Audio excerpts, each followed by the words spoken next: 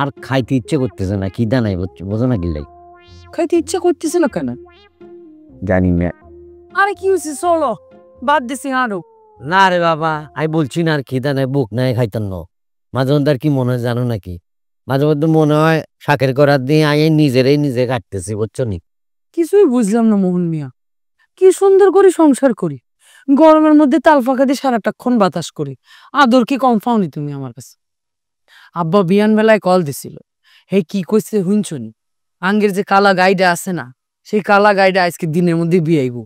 আব্বা তো সাথে সাথে কই দিছে, প্রত্যেক দিন 2 লিটার করে কাঁচা দুধ মোহন মিয়ার বাড়ি যাইব। আচ্ছা। দেখছো নি জামাই আদর কারে কয়, দেখছো নি? হুম।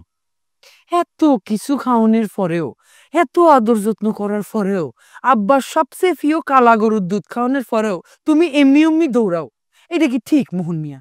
কথাটা আমি তোমার সাথে একমত হইতে পারলাম না কুসুম, বুঝছো নি? আমি জানি তুমি আরে আরে খুব ভালোবাসো, এই ভালোবাসা আই ঋণ শোধ করতে পারতাম না, কিন্তু আমার মনের মধ্যে যে একটা ব্যথা, গভীর রাইতে এটা টিন টিন টিন টিন করে বাজে, বুঝছো নি? আরে আই কি অপরাধ করছি? হ্যাঁ, তালা একবার মারি রাখিছি, এ তো তোমার দোষে তুই তালা মারা খাইছো। আর দোষ? হ্যাঁ, আমি গেছিলাম ইমুতে ভিডিও কলে কথা কতি,